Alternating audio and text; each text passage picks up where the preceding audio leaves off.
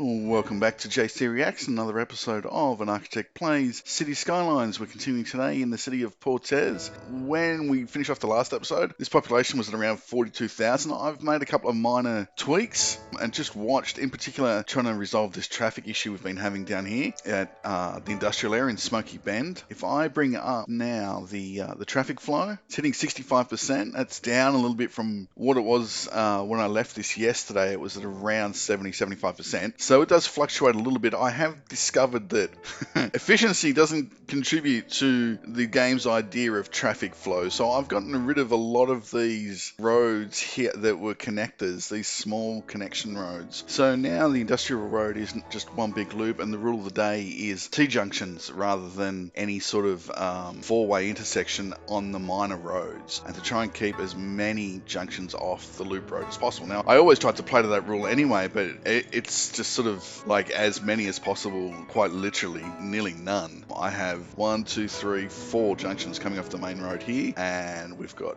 one which is at the end here. So what that results in is longer lines or more space for the traffic to line up and to flow. And to be fair to the game, it has improved the flow here. I did apply all the lane changing rules all the way down the freeway, basically, from memory. But as you can see, in comparison to the last episode, this is flowing much more freely. There's nowhere near as much traffic. So the minor changes have worked. I'm going to start getting rid of the industrial roads. I did note during the last episode, I was having problems with, I don't think I spoke about it. In fact, I might have even cut it out. But during a time lapse or during a building period, I noticed that, there was fires in my industrial area just around here, and I've moved my factory, but more on that in a minute. And the game wasn't dispatching fire engines from this fire station. It was sending them from, God knows where, from Barrington Plateau or something, or from one of these suburbs, and they're having to take the highway all the way, or the freeway all the way around. And by the time they got here, 4 or 5 buildings were on fire, and the initial building had burnt down. I came to realize that the industrial road has these plastic cone type things on it, which prevent traffic from crossing at any point. And that's a problem. And it means that, say, for instance, if this truck,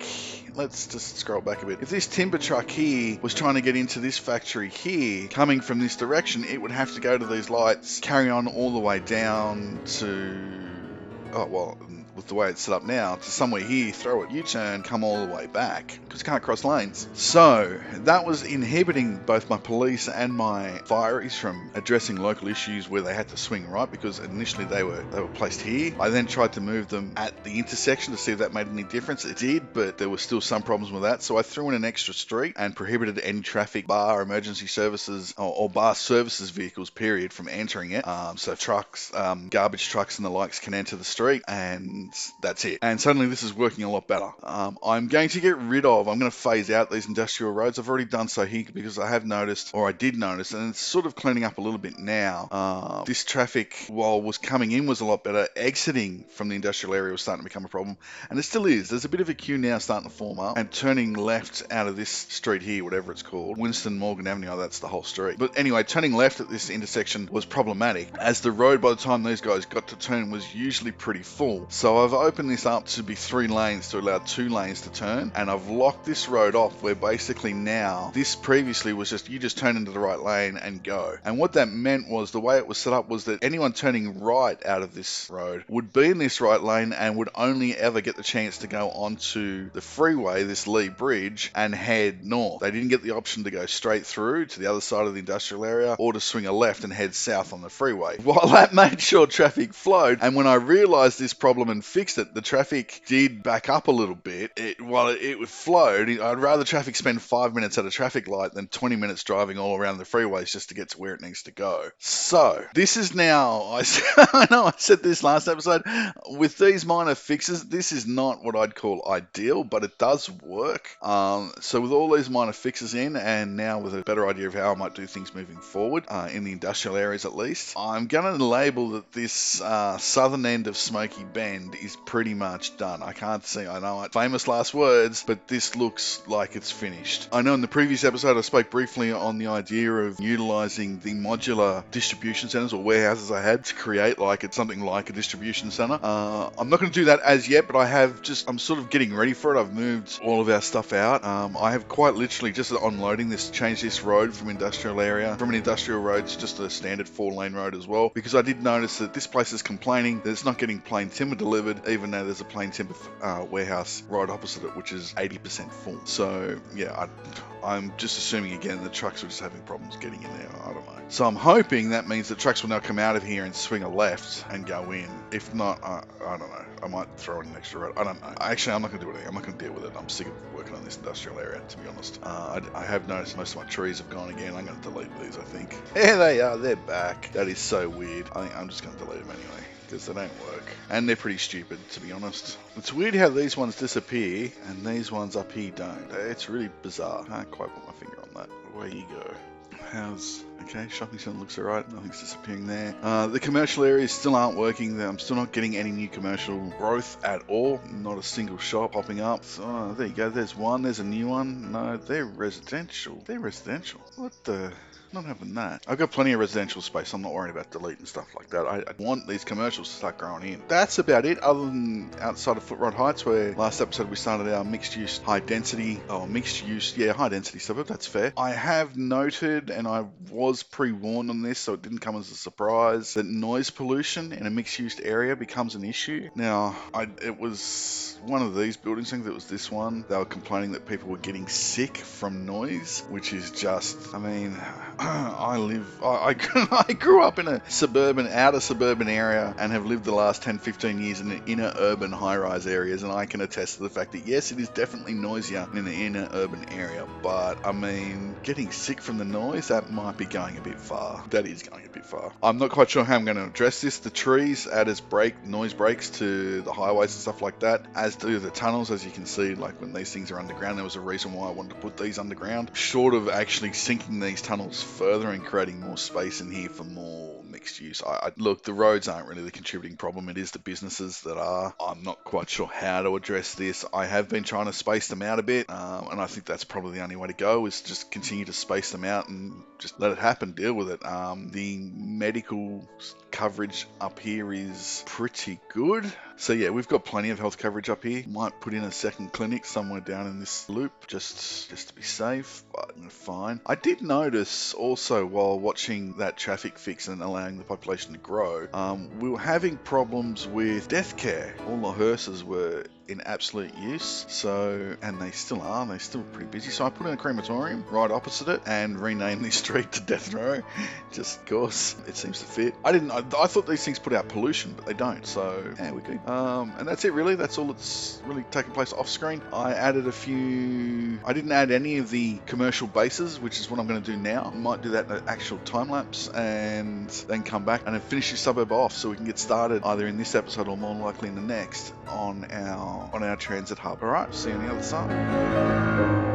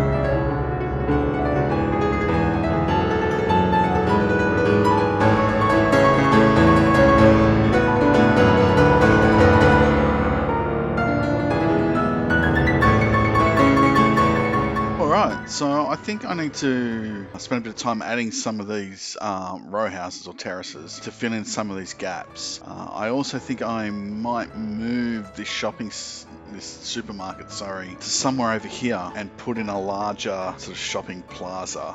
Yeah, somewhere around here. I'm not sure where. But other than that, I think it's maybe a little maybe there's fewer towers in here than I thought there would be. There's not as much room as I sort of anticipated, but I'm pretty happy with it. I thought I'd downloaded more modular setups. I've really only got, I've got these ones here, this one here, and I've got some townhouses which are fairly modular. These modern row houses come with a 120 degree corner, but I don't really have any 120 degree corners left, short of making one myself, which, I could do here quite easily. Actually, I might throw them in here. I was looking for somewhere to put them. Just throw off a road at an angle somewhere here and run the row houses in. Might be the way to go. And then put in, like I said, put in this shopping centre somewhere in here. Move this building over here. Yeah, that's what I think I'll do. Alright, but I'm going to let it play for a little bit and see what effect it has. There's already 7,500 people in here. I've had this on pause for pretty much the entire time. So I think I'll let it play, get the population up. Actually, these are going to start. I've made sure they're all on level 1. I don't know if I spoke about this earlier as well with the school. I've put in 2 schools here and just treating it as one. I've put in a performing arts school. There we go. We're in Metropolis. I've put in a performing arts school, and I've put in another one of that Moscow Gymnasium sports school things, and that will give me a capacity in here of about 3,200 high school students, which I'm hoping will be enough. 2 big elementary schools in here. I've increased the size of the elementary school, the amount of space it will take up. It's a pretty big school in theory. Okay, we've got our cops doing their thing. Oh, that's ambulances. People are dying. Yeah, so I did think, these are a little close together even for my liking. I don't mind, I did this quite deliberately where we put the concrete set out in and, a few planter boxes and some pathways around it. And I thought that might be the norm, so you get this sort of or manually created twin tower sort of effect, which is on, the twin towers in the single podium here. I was kind of happy to do that myself, but it's not quite how it came out, really.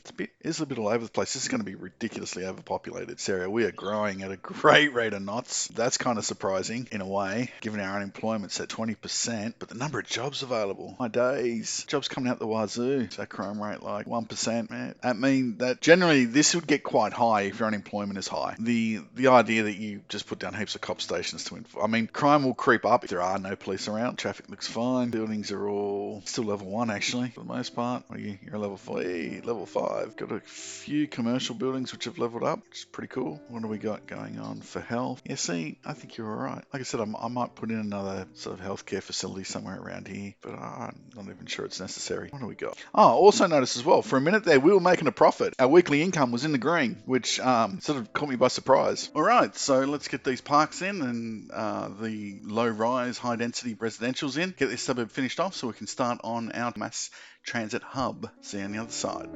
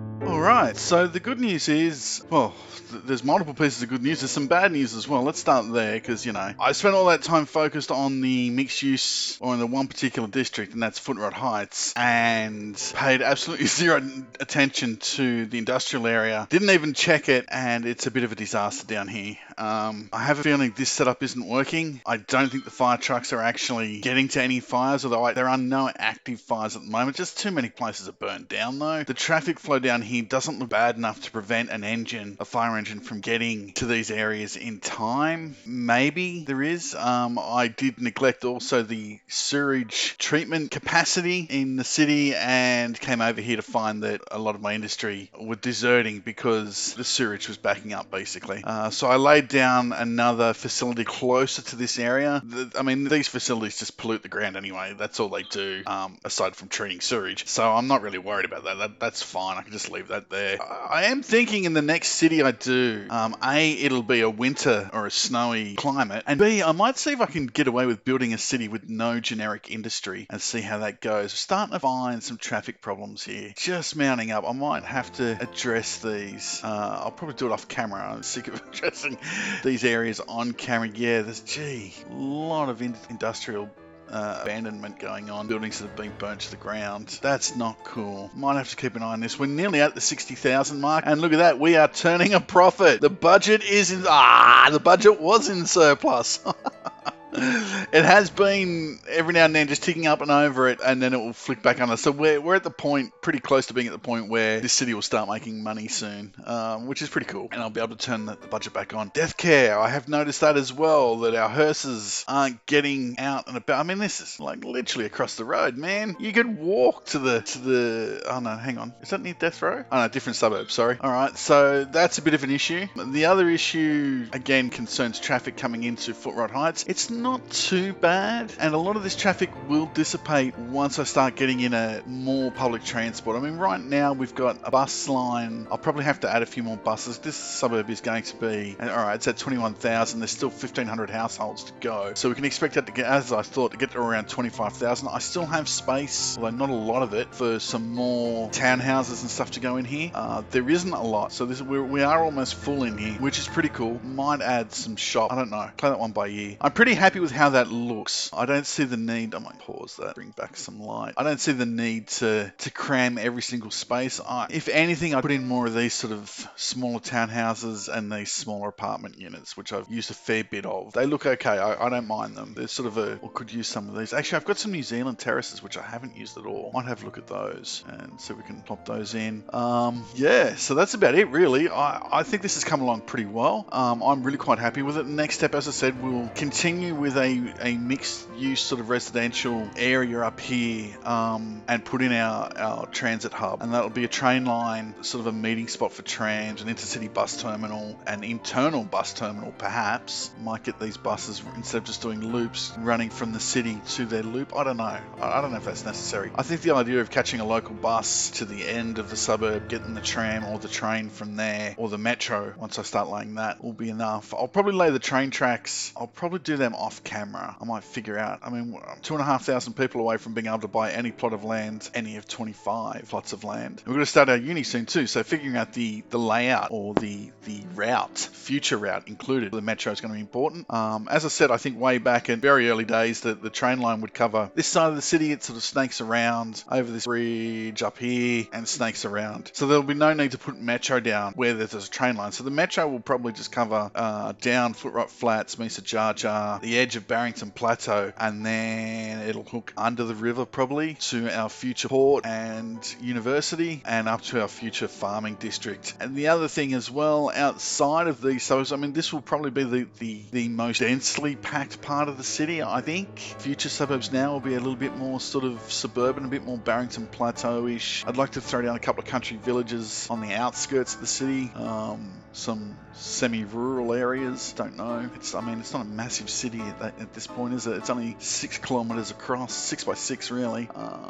So yeah, it's not huge. I don't think we're going to need another industrial area. We're struggling to populate the ones we have. The other piece of good news, though, is that we have had a couple of commercial areas pop up. So we've got a convenience store in the middle of this street which has nothing in it. I might change these larger commercial zones to be residential. There we've got another one, clothing shop. So yeah, I might put 2 out of every 3 of these to be resi, I think, maybe, given how much we're struggling to get commercial demand. Oh, there we go, there's another one. So yeah, some of the commercial areas are starting to fill slowly. Rico still broken. I'm not seeing any fluctuations there whatsoever. Housing areas and commercial areas in Footrot Heights are filling, but Rico is just not moved at all, which is these 3 bars here, which are supposed to tell me what the current demand is. So the game looks a little broken at the moment. I did see commercial sort of nudge up a fraction, but according to this, I have no demand for anything, and yet my city's growing. So make of that what you will. Having said that, I did also notice I tested some of these areas here and put down some high density residential, and they just weren't picked up. Ongoing problems with the absolutely rubbish AI when it comes to traffic. I really have no idea. I sort of forced their hand to this point here to keep some of the traffic flowing. I'm thinking I may have to address this at some point. I'm not quite sure how. I switched this road around so it was 2 in, 1 out. There's really changing this to 2 in, 2 out. It's going to make no difference to this traffic here. Upping this to maybe 8 lanes. Again, it's not really going to help that much. It's not really going to do anything. Upping this to 8 lanes. If I have an 8-lane road with a tram line in the middle of it, it won't do a hell of a lot. I don't know. I'll see what I've got road-wise there. The other option would be to split this road into 2 different roads and join them back up here, but I don't want to get into that. That becomes nightmarish. So yeah, we're looking okay. I'm reasonably happy with how this is turning out. I did say that by the time that Footrot Heights was filled in, we'd probably hit the 60,000 mark. If I left this playing for a little bit, which I will probably do off camera, I'm pretty certain that's the mark we'll hit. So yeah, in the next episode, we'll get started our mass transit hub and finish off this plateau, and then it'll be the university after that. So thanks for watching, and I'll see you in the next one.